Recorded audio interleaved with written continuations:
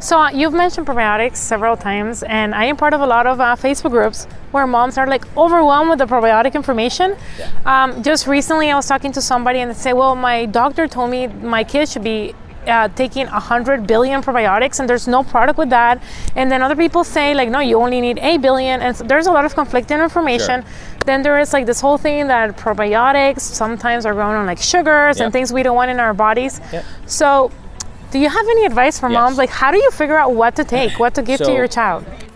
I first of all, don't know whether to call a probiotic a drug or a natural health product. And here's why. Drugs there's supposed to be clinical evidence behind them to address a specific indication or a specific condition. So park that thought for a moment, okay? The major reason why I don't know whether to make that differentiation is because these things, unlike other natural health products, or a botanical, an herb, something that comes from nature, a vitamin or mineral, these are patentable. You can design a patent. So now you've got a patent on a strain, a species. So all bacteria like us are different by virtue of our DNA.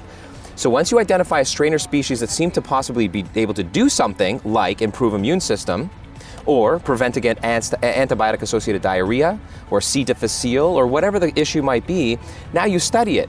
And then you gain that reputable, information and resource in those studies to say, I have a label claim that I can improve immunity on that strain.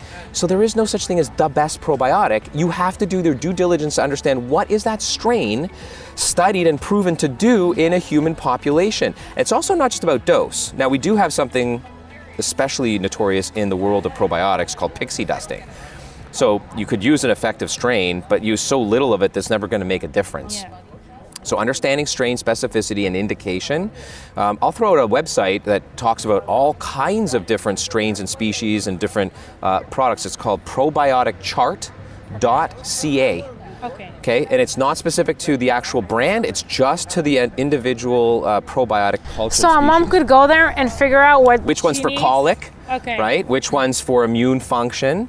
A lot out there studied for antibiotic-associated diarrhea and C. difficile when antibiotics are not even working, right? So yeah, moms want to know which, and then they want to go to the store with that chart and look on this product that they're looking at. Does this product feature the strain specific that I know my child needs or that I need on the indication I'm looking for it to help with? So based on what you say, what I'm listening as a mom is that sorry, I have to see the symptoms that my child has and get that probiotic for them, and that can change. That's right. Right? So maybe this month we're taking this probiotic and next month we're taking another. So let me add to that. Most of these companies out there will want you to take their product every day. Yes. That's not what probiotics were ever designed for. We have in our gut hundreds and thousands of different strains and species. When it gets to a point of imbalance or dysbiosis, this is actually now coming full circle, that can be a cause of leaky gut. When these good bacteria are outweighed by bad bacteria and then inflammation ensues, okay?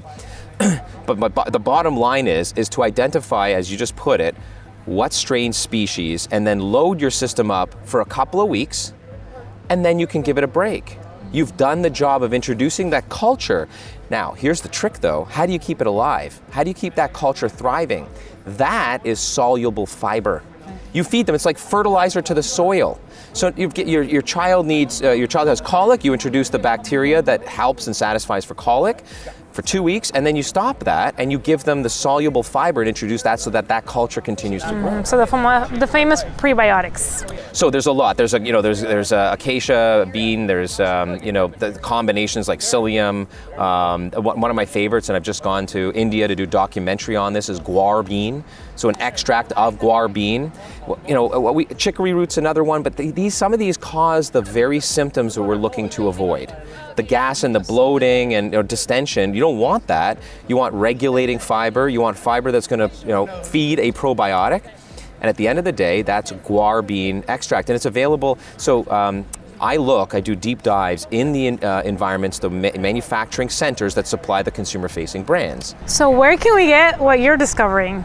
So you can, I have over 500,000 pages on my website if people want to. What's your website? wildeabouthealth.com. Yeah. Okay.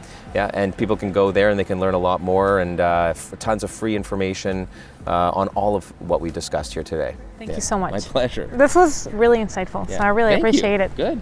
Yeah.